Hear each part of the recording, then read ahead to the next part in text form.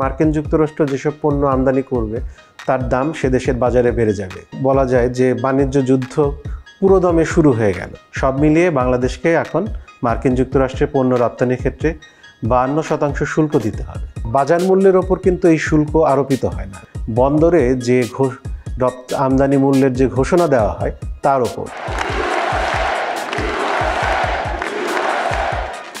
মার্কিন যুক্তরাষ্ট্রের president Donald Trump গতকাল বিশ্বের সব দেশের পণ্যে পাল্টা শুল্ক আরোপ করেছেন। কথা দর্শক ইতিমধ্যে জেনেছেন। বিশ্বের সব দেশের পণ্যেই এই পাল্টা শুল্ক আরোপ করা হয়েছে। অর্থাৎ যে দেশগুলো মার্কিন যুক্তরাষ্ট্র থেকে পণ্য রপ্তানির ক্ষেত্রে উচ্চ হারে শুল্ক আরোপ করত, মার্কিন যুক্তরাষ্ট্র এবার থেকে সেই দেশগুলোর পণ্য আমদানির ক্ষেত্রেও একটা নির্দিষ্ট হারে শুল্ক আরোপ করবে।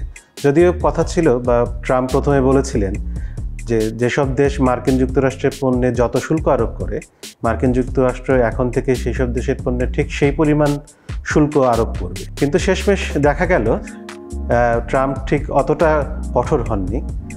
যেসব তারা একটা হিসাব করেছেন যে কোন দেশ মার্কিন যুক্তরাষ্ট্রের পণ্য আমদানির ক্ষেত্রে কী পরিমাণ শুল্ক আরোপ করে, তারা ঠিক তার অর্ধেক হারে শুল্ক এবার আরোপ করেছেন।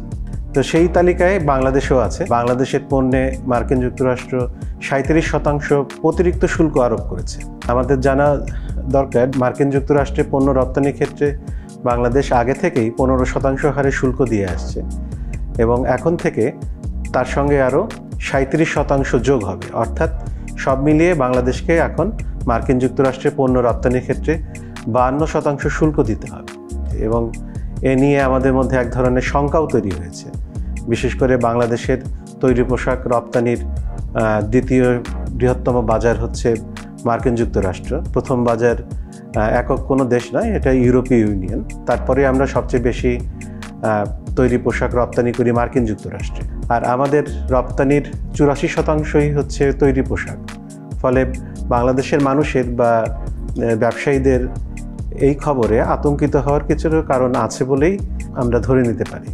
কিন্তু শেষমেশ সেটা আসলে কতটা আমাদের জন্য আতঙ্কের, তো একটু খতিয়ে দেখলে দেখা যাচ্ছে যে বাংলাদেশের ওপরই কিন্তু এই শুল্ক আরোপ করা হয়নি। বাংলাদেশের যারা প্রতিদ্বন্দ্বী আছে, অর্থাৎ মার্কিন যুক্তরাষ্ট্রের তৈরি পোশাক রপ্তানির ক্ষেত্রে বাংলাদেশের যেসব প্রতিদ্বন্দ্বী দেশ আছে, যেমন ভিয়েতনাম, ভারত, কম্বোডিয়া, চীন, এই সব দেশের পণ্যেই কিন্তু অতিরিক্ত শুল্ক আরোপ করা হয়েছে। দেখা যাচ্ছে বাংলাদেশের চেয়ে বরং বাংলাদেশের যারা প্রতিদ্বন্দ্বী, সবচেয়ে নিকট প্রতিদ্বন্দ্বী চীন ও ভিয়েতনাম, এই দুটি দেশের ক্ষেত্রে কিন্তু শুল্ক আরও বেশি আরোপ করা হয়েছে। আমরা দেখছি যে এই শুল্ক আরোপের ঘোষণার পর বাংলাদেশ তুলনামূলকভাবে ভিয়েতনামের চেয়ে সুবিধাজনক অবস্থায় আছে। তার কারণ কি, ভিয়েতনামের সঙ্গে মার্কিন যুক্তরাষ্ট্রের FTA বা মুক্ত বাণিজ্য চুক্তি আছে। সেই চুক্তির আলোকে তারা এতদিন খুবই অলমোস্ট বিনা শুল্কে বা খুবই সামান্য শুল্কে মার্কিন যুক্তরাষ্ট্রে পণ্য রপ্তানি করত, কিন্তু বাংলাদেশকে দিতে হতো 15%। ফলে এক্ষেত্রে এখন যখন ট্রাম্প এই রিসিপ্রোকাল ট্যারিফ বা পাল্টা শুল্ক আরোপ করলেন, তখন দেখা যাচ্ছে যে ভিয়েতনামের ওপর 46%, কম্বোডিয়ার ওপর 47%, চীনের পণ্যে 34% অতিরিক্ত শুল্ক আরোপ করা হয়েছে।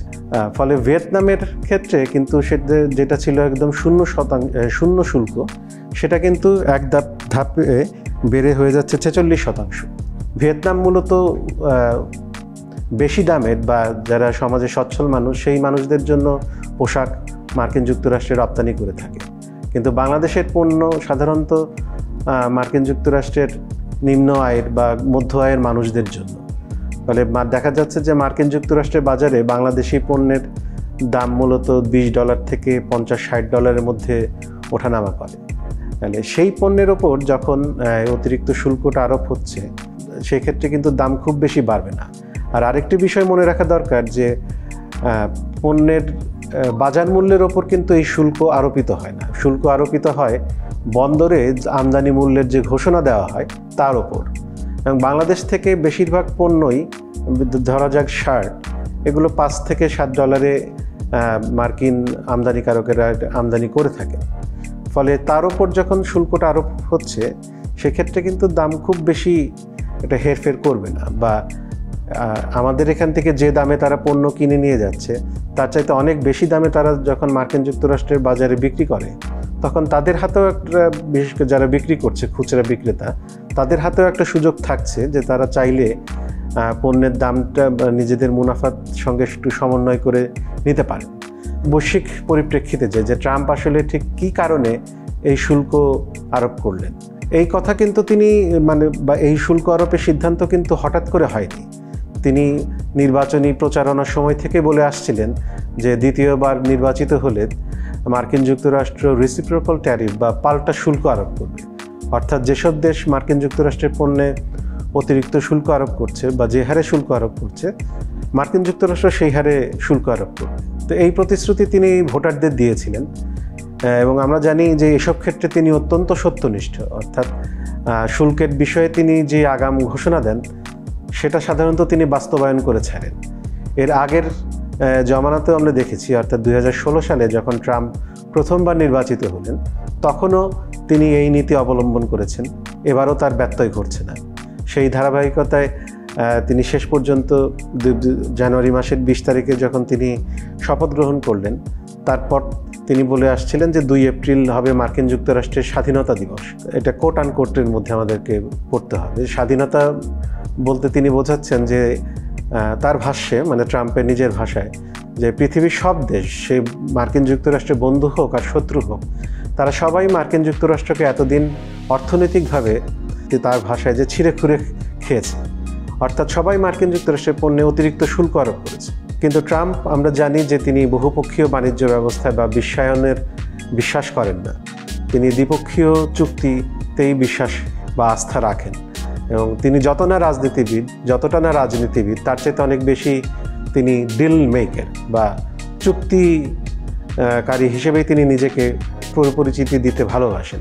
তো প্রথমত আমরা জানি যে শুল্ক আরোপের ফলে যেটা ঘটবে সেটা হলো যে মার্কিন যুক্তরাষ্ট্র যেসব পণ্য আমদানি করবে তার দাম সে দেশের বাজারে বেড়ে যাবে। তারপর যে দেশগুলোর উপর তিনি এই অতিরিক্ত শুল্ক আরোপ করলেন সেই দেশগুলো ছেড়ে কথা বলবে না। ইতিমধ্যে চীন বা ইউরোপীয় ইউনিয়ন তারা বলে দিয়েছে তারাও ট্রাম্পের পাল্টা শুল্ক তারা আরোপ করবে। অর্থাৎ পৃথিবীতে একভাবে বলা যায় যে বাণিজ্য যুদ্ধ পুরোদমে শুরু হয়ে গেল।